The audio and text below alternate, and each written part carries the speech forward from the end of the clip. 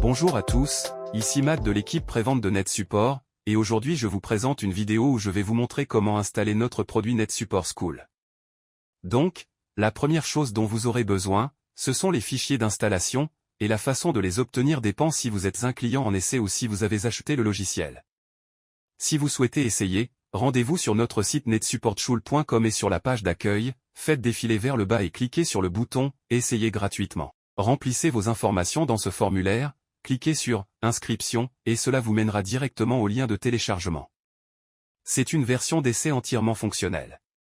Nous ne limitons aucune fonctionnalité, donc ce que vous voyez est exactement ce que vous obtiendrez si vous achetez le logiciel.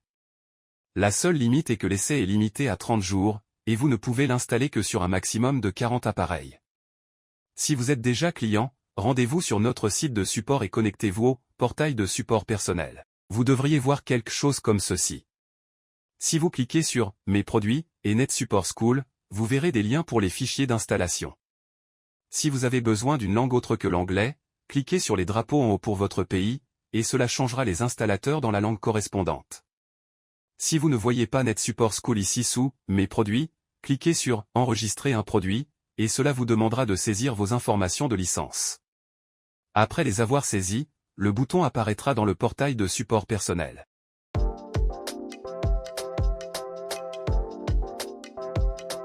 Maintenant que nous avons les fichiers d'installation, je voudrais parler un peu des différents composants qui constituent NetSupport School. Le premier composant est ce que nous appelons l'élève, qui est installé sur les appareils des élèves. Ensuite, nous avons la console tuteur, qui est installée sur l'appareil de l'enseignant, lui permettant de se connecter aux élèves.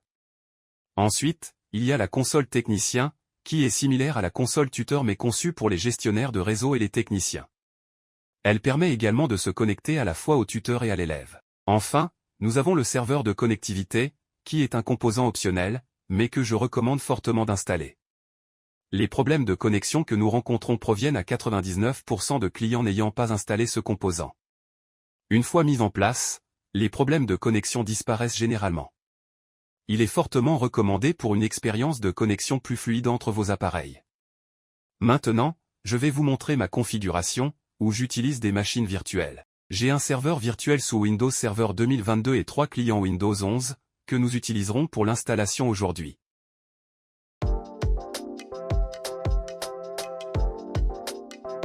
Les premiers composants que je vais installer sont le serveur de connectivité et la console technicien, que je vais installer sur mon serveur virtuel. Le serveur de connectivité n'a pas besoin d'un serveur dédié, il peut être installé sur un serveur déjà en cours d'utilisation. Je vais vous montrer la configuration pour éviter les conflits avec d'autres services déjà en cours d'exécution sur le serveur. J'ai mon dossier d'installation sur le bureau avec deux installateurs, .msi et .exe. Pour une installation manuelle, utilisez toujours le fichier .exe, le .msi est destiné aux déploiements automatisés, comme SCCM, Group Policy ou Intune. Je couvrirai l'empaquetage .msi pour le déploiement automatisé plus tard. Pour l'instant, double-cliquez sur le fichier setup.exe, acceptez les conditions d'utilisation.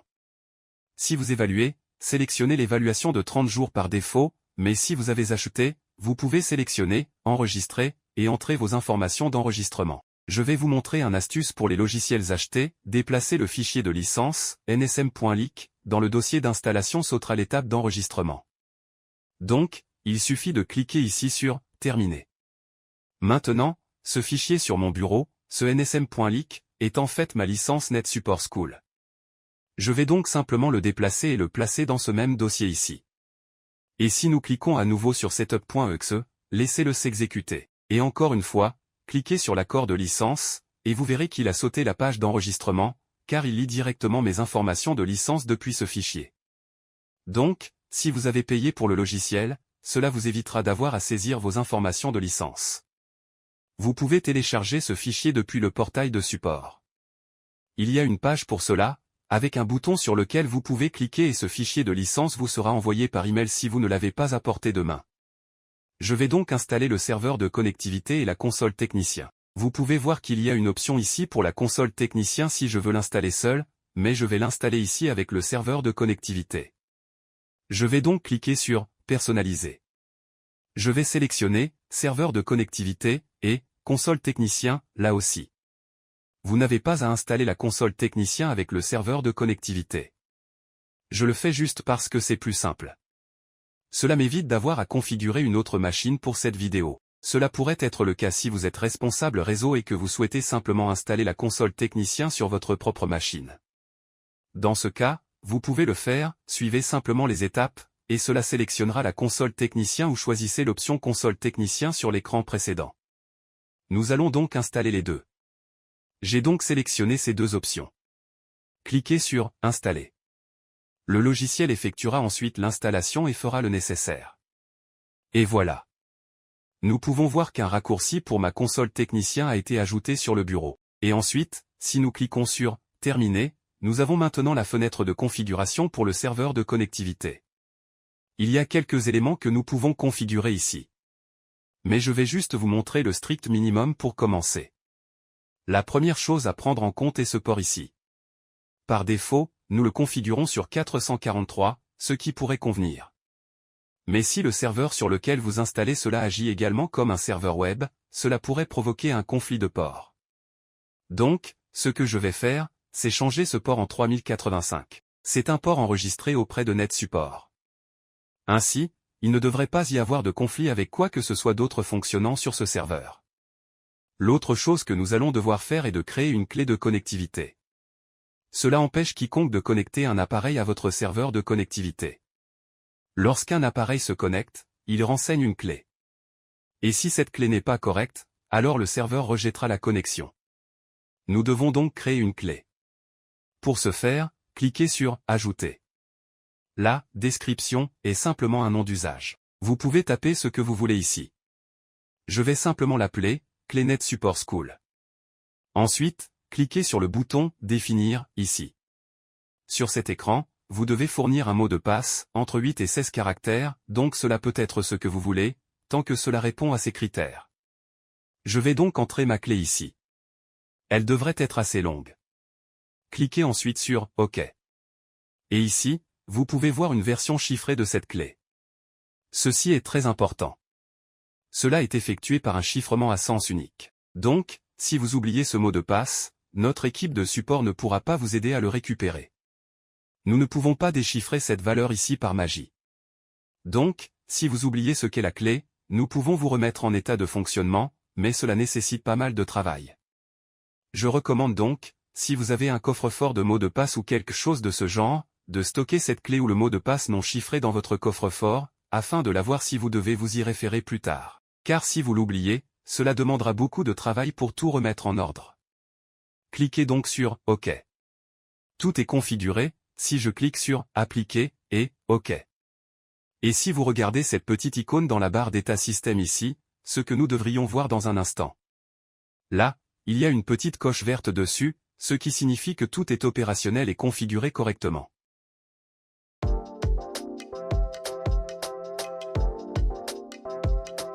Nous avons maintenant configuré le serveur de connectivité ainsi que la console technicien, passons à notre deuxième machine virtuelle. Et sur celle-ci je vais installer la console tuteur. C'est la partie du logiciel qui doit être installée sur la machine de chaque enseignant. Cela permettra à vos enseignants de se connecter au poste de leurs élèves. Encore une fois, j'ai mes fichiers d'installation sur le bureau. J'ai cette fois le fichier de licence ici. Nous lançons simplement l'installation, et nous acceptons l'invité UAC. Et si nous cliquons sur « Suivant » ici, je vais sélectionner « Tuteur » ici. Cela va installer ma console tuteur. Cliquez sur « Suivant ».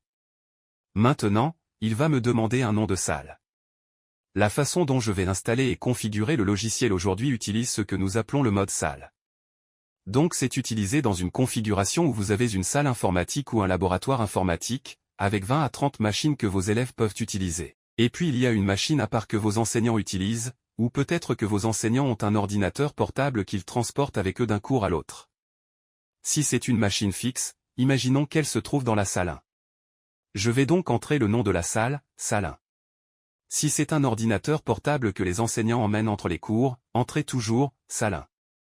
Nous pourrons ajouter d'autres salles plus tard lorsque nous ferons une configuration supplémentaire. Donc, pour cette machine fixe, vous voudrez probablement uniquement que cette machine dans la salle se connecte aux machines qui se trouvent devant elle. Mais si un enseignant dispose d'un ordinateur portable et se déplace entre différentes salles informatiques, vous voudrez lui donner la possibilité de choisir de se connecter aux machines de la salle où il se trouve. Je vais vous montrer comment faire cela un peu plus tard dans cette vidéo. Mais pour l'instant, nous allons simplement appeler cela salle 1. Cliquez sur « Suivant » et « Installer ». Et voilà. Nous pouvons voir qu'une icône est apparue sur le bureau ici. Et voilà.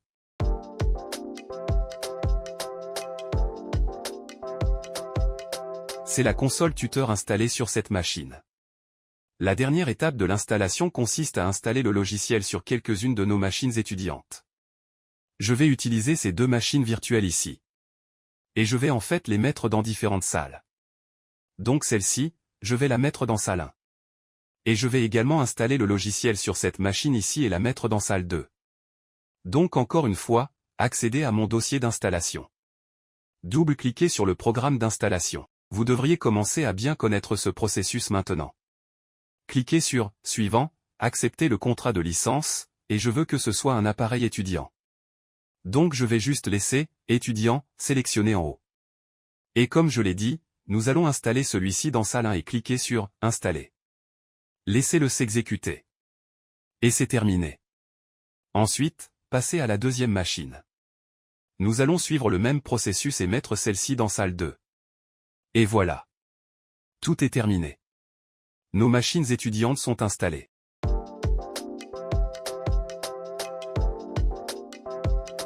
Maintenant que le logiciel est installé sur toutes nos machines, il reste juste un peu de configuration à faire pour que tout soit connecté au serveur de connectivité. Ensuite, notre tuteur pourra se connecter aux appareils des étudiants. Commençons par les machines étudiantes. Si vous allez dans le menu Programme sur l'une des machines étudiantes et cliquez sur l'icône du configurateur. C'est ici que nous allons entrer les détails pour le serveur de connectivité. Vous devez cocher cette case ici. Cliquez sur « Configurer » et entrez soit le nom du serveur, soit l'adresse IP. Je vais utiliser le nom du serveur. Celui-ci s'appelle simplement « Serveur de démonstration ». Vous vous souvenez que nous avons changé ce port en 3085 plus tôt. Je vais donc le changer ici. Ensuite, je vais entrer la clé. Voilà, et cliquez sur « OK ». Il y a un autre réglage que je vous recommande de faire sur vos machines. Sous l'option « Avancer », je cocherai « Mode silencieux », pas de rafraîchissement pendant la visualisation. Si l'enseignant tente de prendre la main à distance sur un poste étudiant sans que cette option soit cochée, l'écran clignotera. Ainsi, l'étudiant sait qu'il est surveillé. En cochant cette option, cela empêchera ce comportement.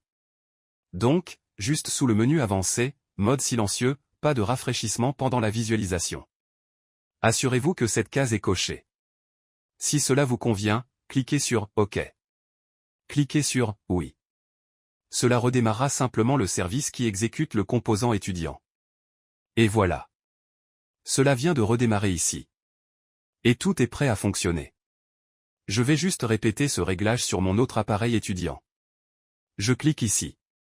J'entre le nom de mon serveur de connectivité. Je change le port et j'entre ma clé serveur. Et sous « Avancer », cochez ceci. Pendant que nous sommes ici, là où nous avons spécifié la salle lors de l'installation du logiciel, si vous avez fait une erreur de frappe ou si vous souhaitez changer la salle associée à l'appareil, cela peut être fait sous ces paramètres de salle. Vous pouvez voir ici qu'il affiche salle 2. C'était le nom que j'ai spécifié lors de l'installation. Mais vous pouvez également le modifier depuis le configurateur. Donc, si nous cliquons simplement sur « OK » et redémarrons à nouveau, nos appareils étudiants sont tous configurés.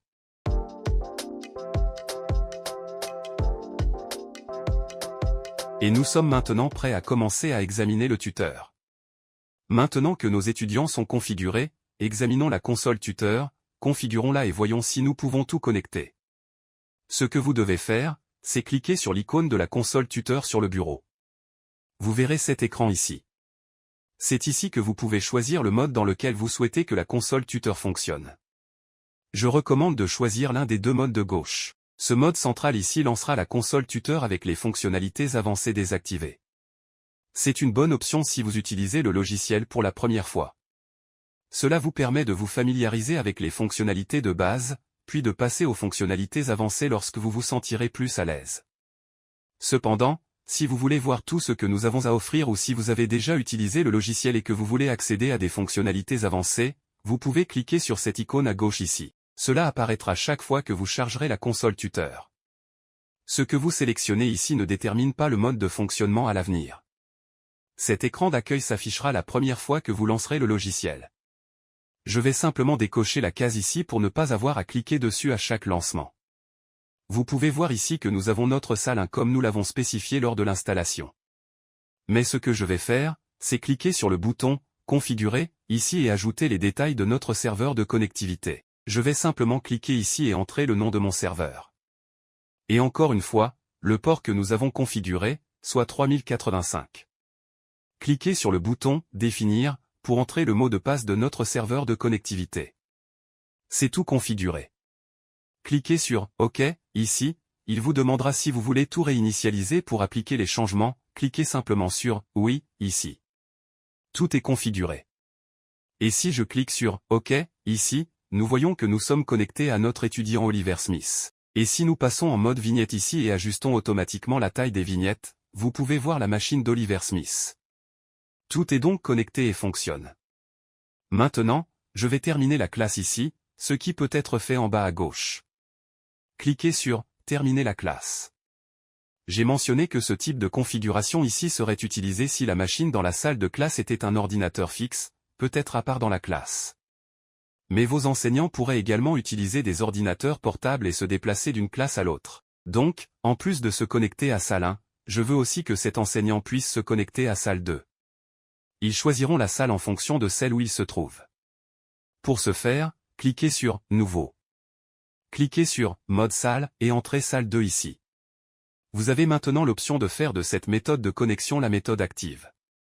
Donc, si votre enseignant passe peut-être 90% de son temps dans une salle spécifique, vous voudrez peut-être qu'il se connecte toujours par défaut à cette salle lorsqu'il lance le logiciel. Mais je vais juste le laisser tel quel. Et vous pouvez voir que j'ai maintenant ma salle 2. Ce que je vais faire, c'est cliquer sur « Sélectionner ». Donc, j'ai sélectionné ma salle 2. Cliquez sur « OK ». Et nous pouvons voir maintenant que nous sommes connectés à Kimberly, et c'est la machine de Kimberly. Je peux donc choisir, lorsque je lance le logiciel, à quelle salle je veux me connecter. Maintenant que nous avons configuré notre tuteur et nos étudiants, revenons à notre console technicien et configurons-la.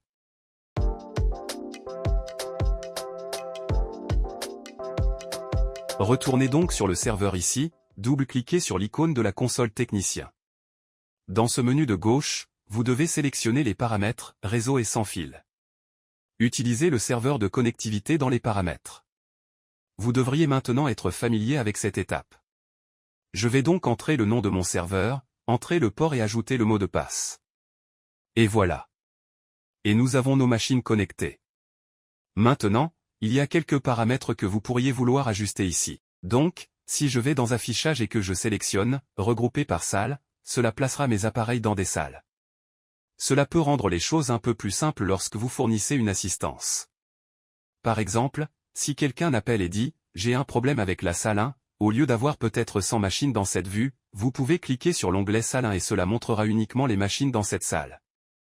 Une autre chose que vous pourriez vouloir faire est d'aligner un peu mieux les machines, car par défaut, les vignettes peuvent se chevaucher. Donc, si je sélectionne cette option « Organiser automatiquement les vignettes », vous pouvez voir que ces deux-là étaient en fait superposés mais sont maintenant alignés sur une grille, ce qui les rend plus faciles à voir. Vous remarquerez ici que cette vignette de gauche a une petite icône.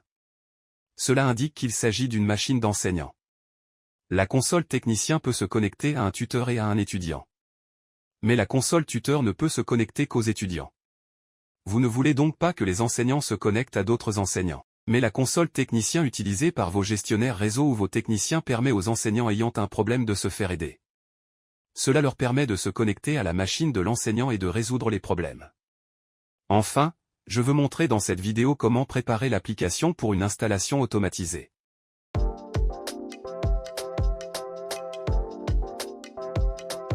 Cela peut être fait à l'aide de solutions comme Group Policy, SCCM, Intune, ou PDQ Deploy. Donc, si nous allons sur ma machine tuteur ici, vous verrez que j'ai créé quelques dossiers. Si nous regardons dans le dossier tuteur en premier, voici comment vous devez préparer l'application. vous aurez évidemment besoin de votre fichier .msi, qui installera le logiciel. Nous avons également le fichier de licence ici. Si vous avez acheté le logiciel, il est important d'inclure ce fichier avec le .msi. Sinon, le logiciel s'installera en mode évaluation et tout s'arrêtera après 30 jours. Et enfin, nous avons un fichier .ini ici. Comme il s'agit d'un déploiement automatisé, vous n'aurez évidemment pas la possibilité de sélectionner les composants que vous souhaitez installer. Cela se fait à l'aide de ce fichier .ini ici. Pour obtenir une copie de ce fichier, si vous allez sur une machine avec le logiciel installé et naviguez vers C, Programme File, x86, Net Support School. Et vous pouvez récupérer une copie du fichier .ini à partir de ce dossier ici. Alors où sommes-nous? Voilà, il y a une copie ici. Ce que vous devez faire, c'est simplement le modifier pour installer les composants nécessaires. Si je le charge, ceci je l'ai préconfiguré. Donc, si vous voulez mettre la vidéo en pause, voici les paramètres que je recommande d'utiliser. Modifiez votre fichier .ini pour qu'il ressemble au mien. Fondamentalement, après l'un des composants l'installera. S'il n'y a rien après, il ne sera pas installé. Ceci est donc la configuration pour votre tuteur. Maintenant, si nous passons à l'étudiant, vous verrez que la configuration est très similaire. J'ai mon fichier d'installation .msi, ma clé de licence, mon fichier .ini. Je vais donc charger cela pour vous ici. Voici la configuration typique que j'utilise pour un étudiant. Encore une fois, mettez la vidéo en pause et vous pouvez ensuite modifier votre propre fichier .ini selon cette spécification. Et enfin, vous verrez qu'il y a un fichier supplémentaire là-dedans pour mon étudiant, ce client 32u.ini. Ce fichier applique la configuration à vos étudiants. Donc, plutôt que de devoir entrer des informations comme les détails du serveur de connectivité ou la salle, nous pouvons inclure ce client 32u.ini et le récupérer sur une machine que vous avez déjà configurée. Vous installez donc l'étudiant comme je l'ai fait dans cette vidéo, configurez les paramètres, puis prenez une copie de ce fichier et placez-le dans votre dossier d'installation. Je vais vous montrer à nouveau où le trouver. Sur ma machine étudiante ici, si je navigue dans Programme File, x86, Net Support School. Et si nous descendons, le voici. C'est ce fichier client 32u.ini que vous voulez. Si je l'ouvre pour vous, vous pouvez voir certains des paramètres ici. Il est important de noter que cette valeur en haut est une somme de contrôle. Donc, si vous avez besoin de modifier cela, cela doit être fait via l'application de configuration. Si vous commencez à modifier ce fichier dans un éditeur de texte, cela cassera cette somme de contrôle, et le logiciel ne chargera pas ce fichier et n'appliquera aucune configuration. C'est une mesure de sécurité pour empêcher les gens de modifier la configuration en entrant simplement ici et en éditant ce fichier. Utilisez toujours le configurateur que nous avons utilisé pour configurer le serveur de connectivité. Maintenant, lorsque vous configurez cela, si vous effectuez un déploiement de masse, vous ne voudrez probablement pas tout mettre dans la même salle. Vous pourriez vouloir supprimer cette valeur de salle. Voici un exemple de la manière pour modifier cela. Donc, nous allons ici, et si nous descendons dans le configurateur, cliquez sur « Oui » à l'invité UAC. Et ensuite, je peux simplement supprimer cela ici. Cliquez sur « Oui ». Et ensuite, si je reviens ici maintenant, vous verrez que le nom de la salle a été supprimé. C'est la bonne façon de faire cela. Si je l'avais simplement supprimé dans ce fichier, il deviendrait alors inutile, le composant étudiant ne le chargerait pas et aucune configuration ne serait appliquée lorsque le logiciel se lancerait. Cette méthode de configuration ne peut être appliquée qu'à l'étudiant. Vous ne pouvez pas appliquer une configuration lors de l'installation du tuteur. Cependant, nous avons des modèles de stratégie de groupe qui peuvent être utilisés pour configurer à la fois le tuteur et l'étudiant.